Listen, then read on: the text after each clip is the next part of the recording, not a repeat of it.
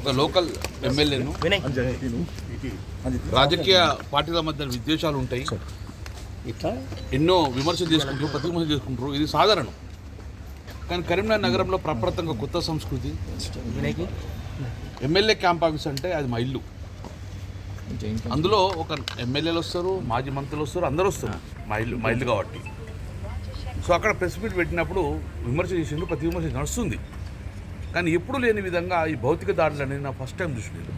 నేను తిరుపతిలో ఉన్నా, నేను సంపూర్ణంగా ఖండిస్తున్నాను, పూర్తిగా ఖండిస్తున్నాను. భౌతిక దాడి చేయడము, అద్దాలు బలగొట్టుడు కారు, ప్రభుత్వ ఆస్తి ధ్వంసం చేయడము, ప్రైవేట్ ఆస్తి ధ్వంసం చేయడము. నేను దగ్గర 26 సంవత్సరాలు నేను రాజకీయాలు ఉండి ఏ రోజు కూడా తెలంగాణ ఉద్యమం ఇలా జరగలే. తెలంగాణ ఉద్యమంగా శాంతియుతంగా వాతావరణంలో జరుపుకున్నాం. ఏం చెప్పన్నా ప్రభుత్వం చెప్పినాం, కానీ ఇమ్మీడియట్గా భౌతిక దాడులు చేయడం అనేది ఫ్రస్ట్రేషన్ నిదర్శనం. నేను బండి సంజయ్ గారు సూటికాడుతున్నా, నీకు తెలిసి చేయించినావా, తెలియక చేయించినావా, అది నీ అంతరాత్మకం అడుక్కో. ఒకవేళ తెలిసి నువ్వు చేస్తే గిట్ట ఇలాంటి పునరావృతం కాకుండా చూసుకో. లేదు నీ క్యాడర్ నీకు తెలియకుండా చేసిన గిట్ట వాళ్ళ మీద చట్టపరమైన చర్యలు తీసుకో, యాక్షన్ తీసుకో. నా కోసంగా, నా మీద దాడి చేసాం కాదు. ప్రజలంతా భయభ్రాంతికి గురవుతుంది. ఒక ఎమ్మెల్యే కాంప్షన్ దాడి చేస్తాను, రేపు మా మీద దాడి చేస్తారా అనే భావన ప్రజలు ఉన్నారు. దాన్ని క్లారిటీ ఇవ్వాల్సిన బాధ్యత బండి సంజయ్. ఒక కేంద్ర మంత్రి, ఇప్పుడు నువ్వు బీజేపీ ఎంపీ కాదు, కేంద్ర మంత్రివి. ప్రభుత్వంలో ప్రజాస్వామ్యబద్ధంగా ఉన్నావు కాబట్టి ప్రజాస్వామ్యబద్ధంగా నడుచుకోవాలి. చట్టాన్ని కాపాడాల్సిన నువ్వే. ఇప్పుడు చట్టాన్ని తీసుకున్న మీ క్యాడర్ మీద కూడా మీరు యాక్షన్ తీసుకోవాల్సిన బాధ్యత మీ ఉన్నది. ఈరోజు బంద్కు పిలిపించాం. డెఫినెట్గా ఇది కాంగ్రెస్ వాళ్ళు, బీజేపీ వాళ్ళు ఇద్దడంగా బంద్ సక్సెస్ అవుతుంది, పోలీసు బంద్ సక్సెస్ కూర్చుంటారు కావచ్చు. కానీ డెఫినెట్గా ప్రజలు మాత్రం మీకు సహకారం ఉంటుంది. బంద్ ఇప్పటికే పాటిస్తున్నారు. కాబట్టి ఎందుకు బంద్ చేసినాం అంటే ప్రజల్లో ఒక చర్చ జరగాలి. ఎందుకు జరుగుతుంది, ఎందుకు బంద్ పెట్టారు, దీనికి కారణం ఏంది, ప్రజలు ఒక ఆలోచన చేయాలి. సో ఈరోజు కూడా డెఫినెట్గా క్యాడర్ కానీ ప్రజలు స్వచ్ఛందంగా డెఫినెట్గా మమ్మల్ని హౌస్ అరెస్ట్ చేస్తారు, మా క్యాడర్ అంతా అరెస్ట్ చేసిరు. కానీ ప్రజలు స్వచ్ఛందంగా ఈరోజు బంద్ పాటిస్తున్నారు. ఎందుకోసం అంటే ఇది పునరావృతం కాకూడదు. ఎప్పుడు దాడులను చూడలేదు, భౌతిక దాడులు చూస్తున్నాము, చూడొద్దు. కాబట్టి ప్రజల ఆస్తులకు రక్షణ లేదు, ప్రభుత్వ ఆస్తుల రక్షణ లేదు. ఇది కాపాడమని చెప్పేసి ఈరోజు నిరసన కార్యక్రమాన్ని, ఈరోజు బంద్ కార్యక్రమం చేస్తున్నాము. ఇది ప్రజలలో కానీ ప్రభుత్వాల్లో చైతన్యం కలగాలి, చెప్పాలి అని చూసుకుని చెప్పినాం. రెండోది, పోలీసు నన్ను ఎందుకు హౌస్ అరెస్ట్ చేసిండు, ఏం తప్పు చేసినా నేను యాంటీ సోషల్ వెళ్ళిపెట్టినా.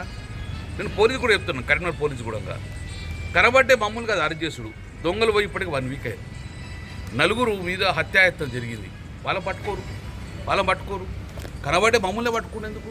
మేము యాంటీ సోషల్ కాదు కదా, మేము పోయిన పిఎంజే లాంటి నగర దొంగతనం చేసేవాళ్ళం కాదు కదా, అద్దాలు పలుకుంటాయి కదా. మేము క్లియర్ కూడా చెప్పినాం, శాంతియుత వాతావరణంలో అందరం కూడా ఈ యొక్క బంద్ కార్యక్రమం చేసుకోవాలి. శాంతియుత వాతావరణంలో చేసుకున్న తర్వాత ప్రజలు కూడా సహకరించాలి, ప్రజలకు అందుబాటులో. కానీ మనం కూడా మళ్ళీ చట్టాన్ని చేతిలో తీసుకోకూడదని చెప్పేసి అందరికీ చెప్పడం జరిగింది. ఆ దిశగా మేము అడుగులేస్తాం. సో ఇప్పటికైనా ప్రశాంతంగా ఉన్న కరీంనగర్ నగరాన్ని కల్లోలం చేస్తున్నారు. శాంతి భద్రత విఘాతం కలుగుతుంది. ఇది ప్రజలు కోరుకోరు. ఇటువంటి రిపీట్ కావద్దు, పునరావృతం కావద్దు అనే ఉద్దేశంతో మేము ఈరోజు కూడా బంద్ చేయమని చెప్పి మా జిల్లా పార్టీ పిలుపునిచ్చింది. ఇప్పుడు ప్రజలు స్వచ్ఛందంగా చేసుకుంటున్నారు. ప్రజలు స్వచ్ఛందంగా కూడా ఇప్పటికే బంద్ పాటిస్తున్నారు. పోలీసు నిర్బంధం బంద్ చేయండి. మేము చెప్పాం కూడా, బంద్ ఎప్పుడు 11 to 12 మధ్యన క్లోజ్ అయిపోతుంది. కాబట్టి మీరు ఇప్పటికే అరెస్ట్ చేసిండ్రు. 1000 మంది పోలీసులు ఉన్నారు. ఇలా 10% పోలీసులు ఉండగా ఈ భౌతిక దాడులు జరగకపోతుండే కదా. 10% పోలీసులు ఉండగా నిఘా పెడితే ఈ పిఎంజే లాంటి దాని మీద ఉండకపోదా.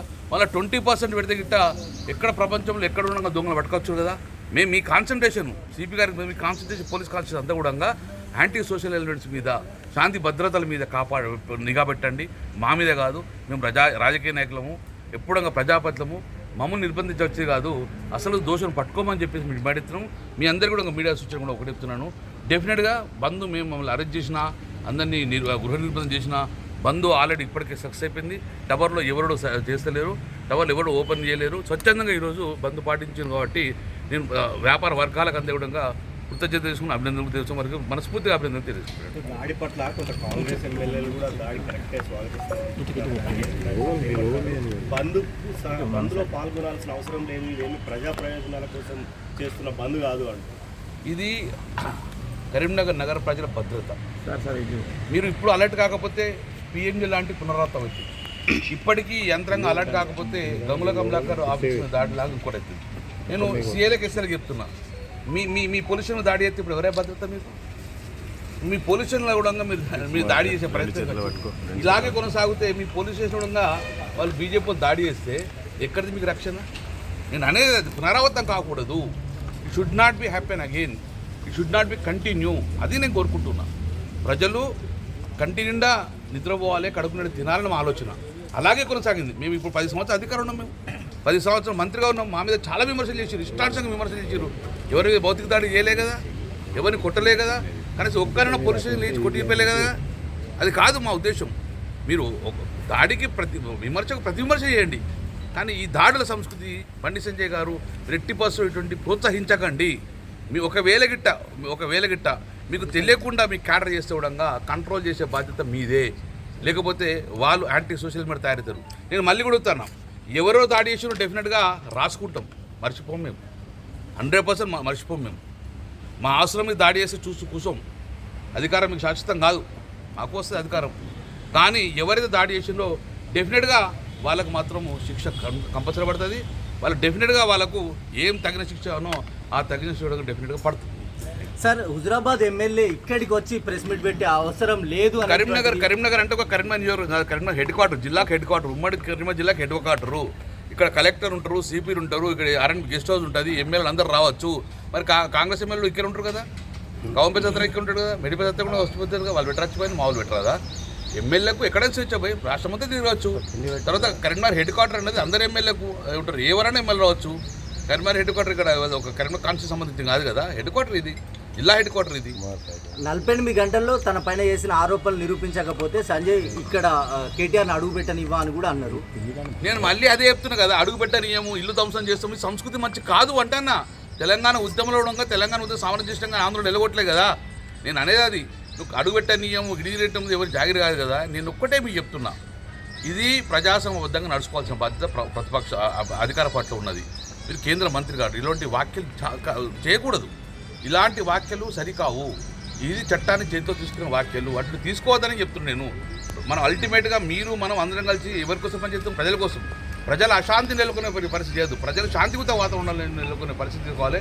అందుకే మా తాపత్రం డెఫినెట్గా ఈ బంద్ సక్సెస్ చేస్తూ దానికి కారణం ఏంటంటే ఇది పునరావృతం కావద్దు, దాడుల సంస్కృతి కరీంనగర్లో నగరం లేదు, రానియద్దు అని చెప్పేసి మీరు బంద్. సార్, దాడిపైన చట్టపరమైన చర్యలపైన మీకు సమాచారం ఉందా సార్? చర్యలు తీసుకున్నారా పోలీస్ డిపార్ట్మెంటు? నేను అది అంటాను కదా, పోలీస్ డిపార్ట్మెంట్ అనే వ్యక్తులు ఇంటెలిజెన్స్ వ్యవస్థ కరెక్ట్గా ఉంటే మా ఆఫీసు దాడి జరుగుతుందా? 15 నిమిషాలు మారణ ఆయుధాలు తుపాకులతోటి పిఎంజే జ్యువెలర్స్ లోపల ఉంటే ఇప్పటికి వాళ్ళు అరెస్ట్ చేయలే. బయట మరి నగరం నడిబొడ్డునో 15 నిమిషాల పాటు పిస్తోల్ పట్టుకొని పిఎంజే లోపల ఉండి 40 కాల్పులు జరిగిన తర్వాత యథేచ్ఛకు వాళ్ళు బయటకు వెళ్ళి వాళ్ళు రాష్ట్రం దాటిపోయిందంటే ఎక్కడుంది మనకు ఇంటెలిజెన్స్ వ్యవస్థ? ఎక్కడుంది లా అండ్ ఆర్డర్? నేను అనేది అది, ఒకవైపు ఒకవైపు దోపిడీ చేస్తారు, ఒకవైపు ఆస్తులు ధ్వంసం చేస్తున్నారు. కరీంనగర్ నగరంలో అల్లకల్లోలం అవుతుంది. ఇది కంట్రోల్ చేయమంటున్నాను నేను, ఇది కంట్రోల్ చేయాలి. పోలీసు బాధ్యత కదా. ఎవరికి భద్రత ఉంది? మీ మీడియాకి భద్రత ఉందా? ఎవరికి భద్రత లేదు. పోలీస్ స్టేషన్ భద్రత ఉందా? ఇలాగ ఒకరిసారి పోలీస్ స్టేషన్ దాడి చేస్తారు, ఎవరు కంట్రోల్ చేయాలి? సరే, ఇప్పుడు ఆస్తులు ధ్వంసమైంది, దానికి రిపేర్ చేసుకోవచ్చు. రేపు పొద్దున ఎమ్మెల్యే మీద దాడి చేసే పరిస్థితి వస్తుంది. రేపు పొద్దున మా అధికారం శాస్త్రం కదా, మాకు రాదు అధికారం. సో అటువంటి కొనసాగద్దు అని చెప్పేసి నేను మీడియాకు రిక్వెస్ట్ చేస్తున్నా. ఇది ప్రజాస్వామ్యబద్ధంలో ఇటు జరగకూడదని చెప్పి నేను కోరుతున్నాను. Thank you.